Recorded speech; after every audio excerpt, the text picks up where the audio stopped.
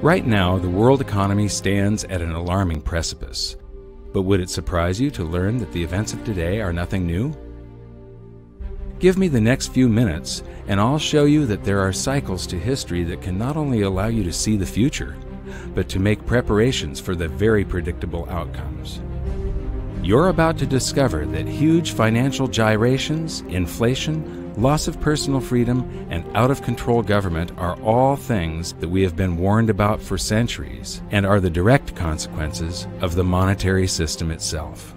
In fact, most world history is determined by monetary history. So what lessons can we take from the past to help us navigate the perfect economic storm that awaits us?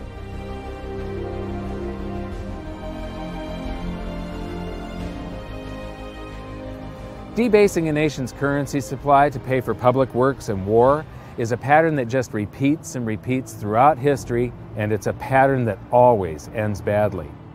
In this double episode, we're going to create a timeline to show the similarities between ancient Rome and the United States today. Just like the USA, Rome started out as a republic after overthrowing a monarchy. So let's begin with their early economy in around 500 BC.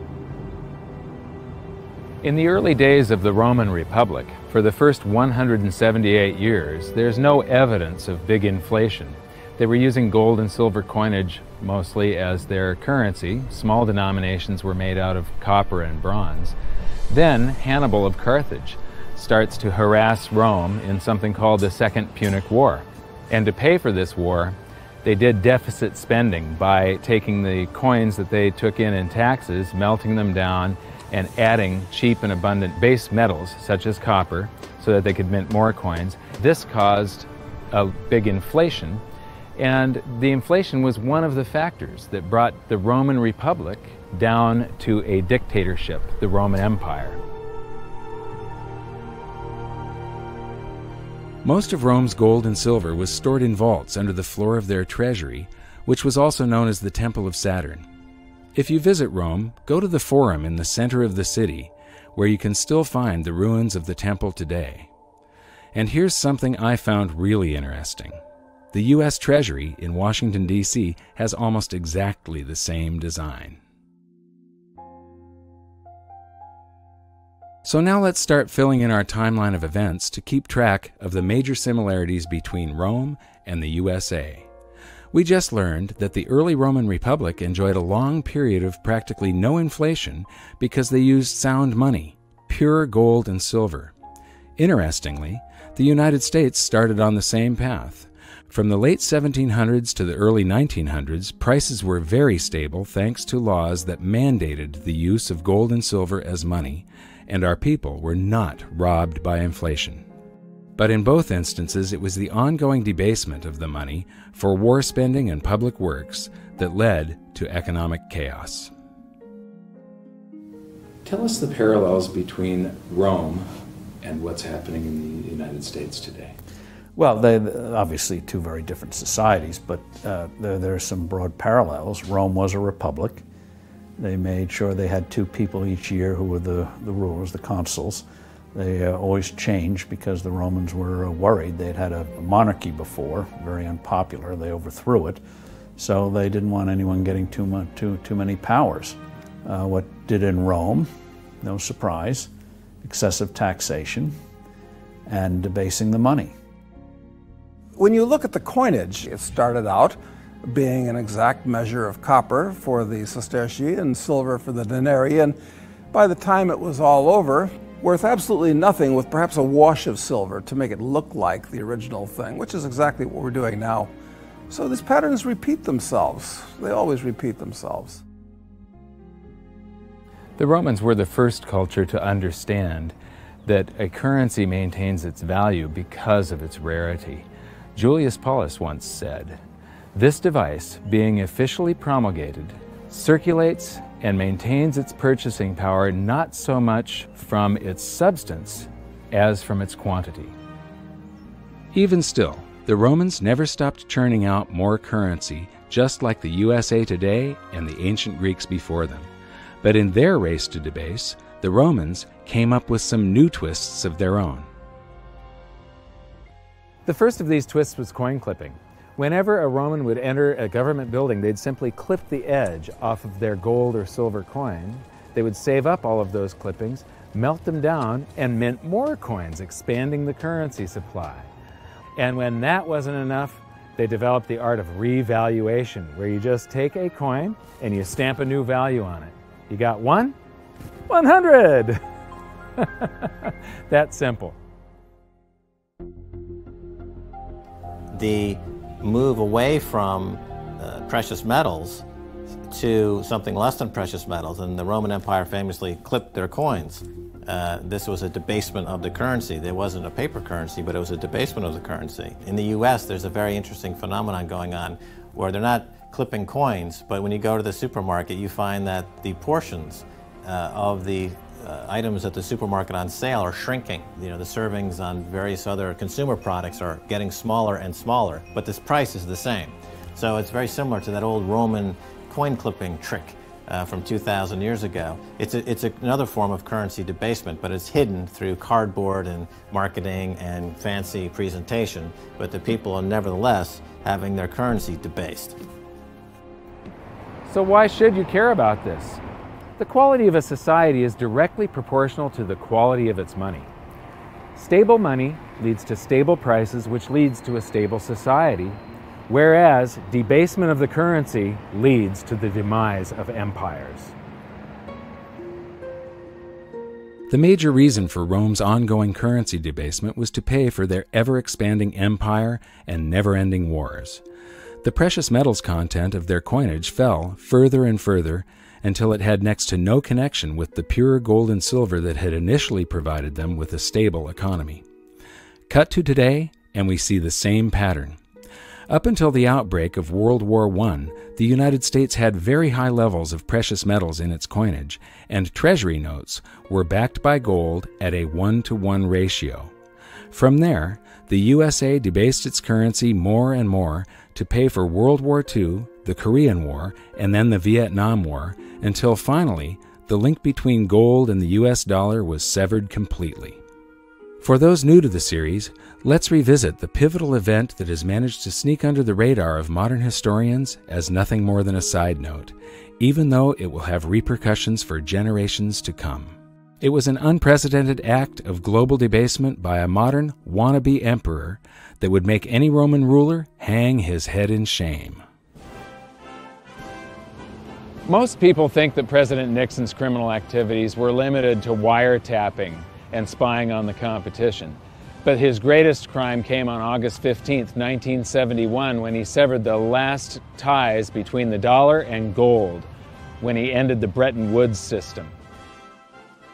I have directed Secretary Connally to suspend temporarily the convertibility of the dollar into gold or other reserve assets, except in amounts and conditions determined to be in the interest of monetary stability and in the best interest of the United States.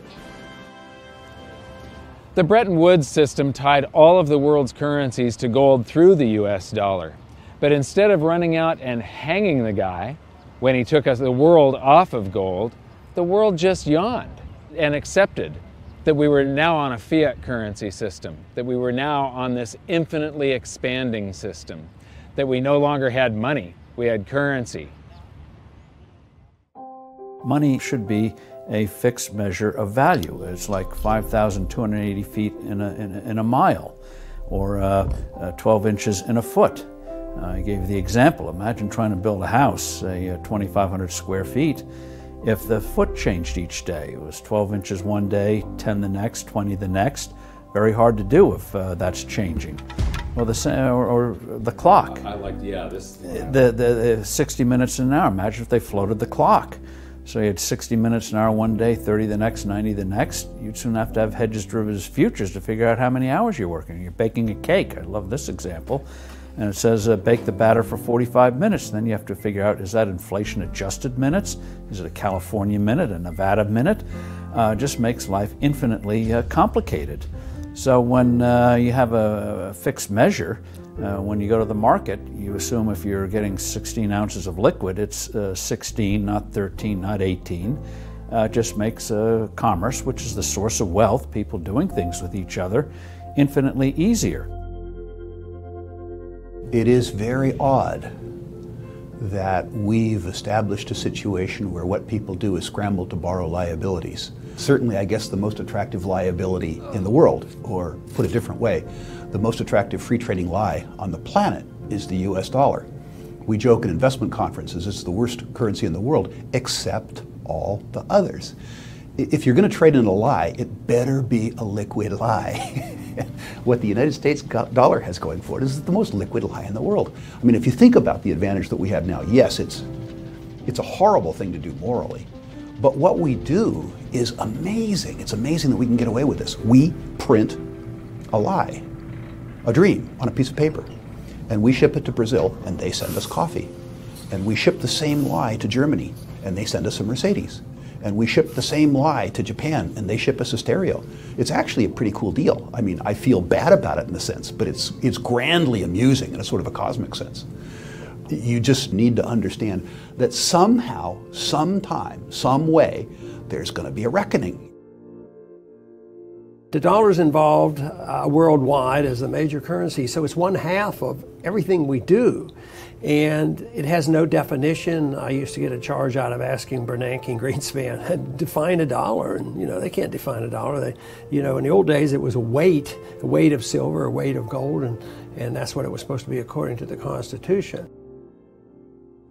Well, Dr. McCracken, not being an economist, can you explain to me briefly how in the world do you determine what a value of a dollar is in relation to a French franc, for instance, if you can't convert that dollar into gold? What standard do you have? What is it worth at all? You determine that's going to be determined in the marketplace, just as really largely it has already. So well, what is this going to do then to, for instance, the speculator in gold? How is this going to affect him? Is the price going to drop or rise? The official price of gold, of course, has not been changed. That was not a part of this program at all, nor is that contemplated. Well, maybe they should have contemplated what was likely to happen, because for anyone who had studied history, the outcome was perfectly clear. Rather than help the economy, Nixon's actions made things a lot worse, and the public started feeling the effects of inflation much more acutely. It was hard for savers to keep their heads above water unless they had saved in the ultimate stores of value, gold and silver. Just as it had always done throughout history, gold once again accounted for the expanding fiat currency supply by rising in price to cover that supply. Gold had done this as recently as 1934, when the USA's debasement really started heating up and gold was revalued from $20.67 an ounce to $35 an ounce. Now the process began again as the public bid the price up from $35 an ounce in 1971, climbing all the way to $850 an ounce in 1980, easily accounting for the massive quantities of currency the USA had conjured out of thin air now that Nixon had removed all restrictions. Gold had once again held an out-of-control currency to answer. Getting back to the Julius Paulus quote about the value of a currency being decided by the quantity rather than the content, one of the biggest economic hurdles that mankind repeatedly trips on is that we have never been able to control the quantity of currency. And this is one of the reasons why gold has always been the ultimate money. It can't be printed and it keeps us in check. Today, I think cryptocurrencies are a very exciting development and have tremendous possibilities. The bottom line is that governments have a long history of trying to cheat gold, either through debasement or manipulation of the markets. But here's the thing. In the end, gold always wins. And that brings us back to the Romans, who went through many cycles of currency debasement for war spending, then inflation being felt by the public, then revaluation of the currency, then more debasement for deficit spending on war, resulting in even more inflation being felt by the public. The cycle repeated again and again. Those who were able to hold gold outside the official system maintained their purchasing power. Those who did not suffered greatly. In 270 AD, Emperor Aurelian took power and had the now worthless official coinage recalled and minted again to contain a small amount of silver, just 5%. This act brought a new vitality to Rome, but unfortunately it was short-lived as government after government gave in to the temptation of spending beyond their means. Eventually, wars were funded by levying huge taxes on businesses and the rich. This only had the effect of closing down many essential businesses. The more meddling the government did with the economy, the worse things became. The government started confiscating private property by force to fill their empty state coffers. Rome was sliding into ruin. And that brings us to Emperor Diocletian. His actions are the first recorded example of the following hidden secret of money. Wage and price controls do not work. He came to power as inflation was surging, but his decisive actions only added fuel to the fire. So because the economy was getting worse and worse, Diocletian created a whole bunch of great government solutions. He created a bunch of works projects. He hired a bunch of the homeless and people that were unemployed, made them soldiers and government employees, and this caused deficit spending to just go out of control, and inflation raged into what is known as the first documented hyperinflation. So to get inflation under control, in 301 AD, Diocletian issued his infamous Edict of Prices. This was a massive volume of a list of all of the wages and the prices people could charge for goods and services, and it was all enforced under the penalty of death. So what happened was instead of risking your life to sell something at a profit so that you could stay in business, people just closed up shop. Instead of doing a job that was listed in the book that was below a living wage, people quit their chosen career and tried to pursue a job that wasn't listed in the book. The result of this was that Diocletian came out with a law that said every son had to go into his father's business under the penalty of death. When governments start meddling with an economy, the result is always the same. Prices become distorted. This is a huge danger because prices act as a signal for an economy. They indicate to producers and buyers where true value lies. The outcome is always economic turmoil, shortages, and black markets. We've seen what happened to gold when Nixon started his economic interference, so now let's go back and see what happened when Diocletian started his jumbo-sized meddling with the economy. We know when Diocletian created the Edict of Prices that the price of gold was 50,000 denarii per pound. And then we also know from transaction receipts around 50 years later, the price of gold had risen to 1,200,000,000 denarii per pound. That's a 42,400% hyperinflation over a 50-year period. That would be similar to if gold was $35 an ounce 50 years ago. Today, 1 ounce of gold would be about $1.5 million. Another analogy that I can make is if an average family car was about $2,000 50 years ago, today it would be selling for $85 million. Just imagine $85 million on the windshield of a car at a car lot. That's the type of inflation these poor people suffered through. Well, wage and price controls upends an economy, gives more power to the government. What are price controls? Prices are supposed to convey information. That's what markets are about, knowledge and information. So a price will tell you something is dear. Oh, get out and produce more. The price is low. Maybe you're producing too many of it. So it's a way of conveyance of information. So you devote your efforts to something that people want, not what a bureaucrat dictates. So when governments trash the money and your prices, nominal prices are going up, the government response is, oh, they're greedy speculators or merchants or whatever, and so you say you can't charge as much. Well, what that means is you get a black market and you hurt the production of the thing. The idea that government can substitute for people interacting among themselves is preposterous. This pattern of failed price controls is something we see throughout history and across the globe. Skip forward over 1,500 years, and governments still hadn't learned their lesson. During the chaos of the French Revolution, the government issued a set of wage and price controls known as the Law of Maximum, also imposed under the penalty of death.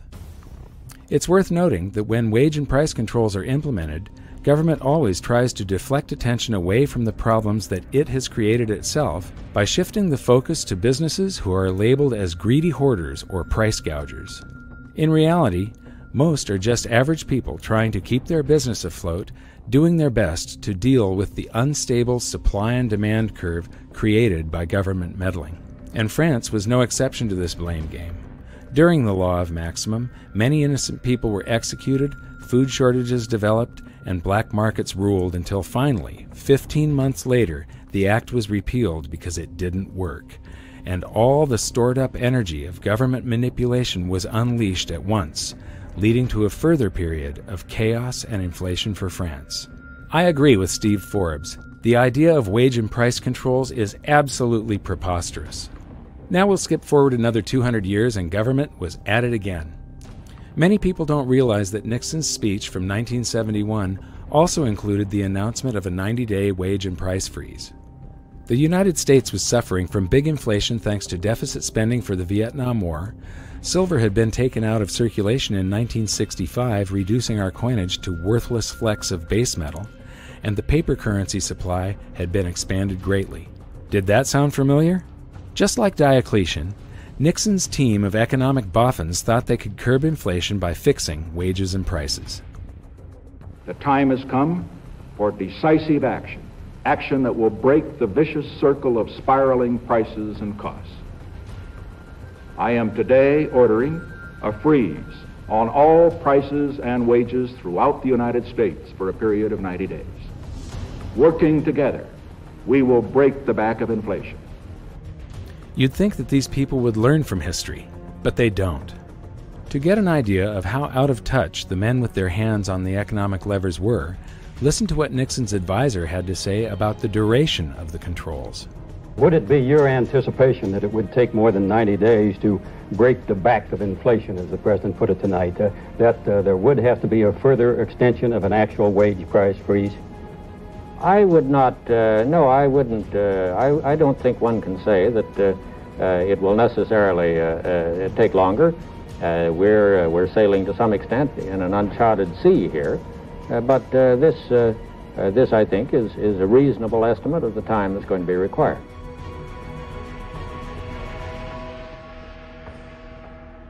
Dan Rather.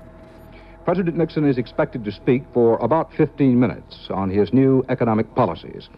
The President's address tonight comes against a background of the following facts, among others: record high gold prices and rapidly increasing cost of living figures for most Americans. The wholesale price index rose by 2.1% during the month of May. The index of industrial commodities in the last 3 months has risen at an annual rate of 15.9%, the worst since the Korean War 20 years ago. All of that part of the general background of the President's remarks tonight. Every American family is confronted with a real and pressing problem of higher prices. And I have decided that the time has come to take strong and effective action to deal with that problem. Effective immediately, therefore, I am ordering a freeze on prices. This freeze will hold prices at levels no higher than those charged during the first 8 days of June. It will cover all prices paid by consumers. What was Albert Einstein saying? What kind of an idiot would do the same thing over and over and expect different results each time? And it's the same pattern that's happened repeatedly, cycle after cycle after cycle after cycle for thousands of years. A country borrows itself into bankruptcy. It creates more money to try to pay its debt. Prices go up. People rebel. The whole system falls apart. And I'm scared about it. Countries collapse over this. They go to war about this kind of thing. Rebellion in the street, overthrows of government, the whole 9 yards. There is nothing to be gained from inflation and everything to lose, and we're going to lose everything. Around the world, people don't seem to realize that government intervention always makes things worse. It's the government manipulating things. Whenever you manipulate something and try and control it over here, and not allow the free markets to balance everything all by themselves, something comes squirting out way over here that you just don't expect. For instance, the dot-com bubble popped in 2000. Alan Greenspan lowered interest rates to try and get the stock markets back up again, and he accidentally created a real estate bubble that's now devastating the world. Back during World War I, They inflated the currency supply tremendously. The Federal Reserve was born just at the beginning of World War I. We added to the currency supply by adding bonds to back our currency along with gold. Then there was this big, it's called the Depression of 1921. It's the single greatest deflation that the U.S. has ever seen. It's bigger than the Great Depression. The contraction of the currency supply was huge. The reason nobody knows about the Depression of 1921, they only know of the stock market crash of 29 and the Great Depression, is because the government did not rush in to save us. The Federal Reserve didn't try to suddenly lower interest rates down to zero. They didn't manipulate the free markets. They let the free markets work. It was horrible for a year. There were bankruptcies and foreclosures. People lost homes and things like that. But the bankruptcies and the businesses that folded, there were new businesses that were more efficient, that grew up to take their place. And when a home gets foreclosed on, it gets resold to somebody else. And yes, it was horrible, but the people that were leveraged out, or the people that weren't in full control of their finances, or the inefficient businesses that were just hanging on by a thread anyway, yeah, they went under. But because the government didn't rush in to save us, and the Federal Reserve didn't try and manipulate the economy, the free markets healed it all, and in 18 months it was a memory. In fact, 10 years later, nobody could even remember the memory. It was gone. Mark Twain is often quoted as saying, "History doesn't repeat, but it sure does rhyme." And as you've seen from this episode, that sure rings true. The wage and price controls, we will probably end up trying this in the United States sometime in the future. And, you know, they tried it during Diocletian. It didn't work. It destroys the economy, and eventually they have to repeal the act. They tried it during the French Revolution. It didn't work. It ruins the economy, and they have to repeal it. Nixon tried it. It didn't work. It ruined the economy, and they had to repeal it. It's not going to work the next time they try it. This stuff just keeps on happening over and over and over again, and part of it is caused by the 4-year election cycle.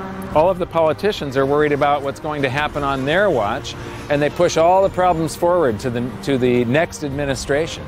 They really don't care what's going to happen out in the future. They care what's happening, you know, how they're remembered. So I'm expecting this to happen in the United States sometime. Right now I'm expecting a deflation, but when we get to big inflation or hyperinflation, you can pretty much count on the fact that they're going to make the same stupid mistakes, because politicians do not read monetary history. 更多相关内容，欢迎关注陆可。This is just the beginning of the similarities between ancient Rome and the USA. In the next episode, we're going to focus on some more amazing events that are echoing throughout history to today. And we'll see what the future holds for the United States if we continue down the same path so many societies have gone before.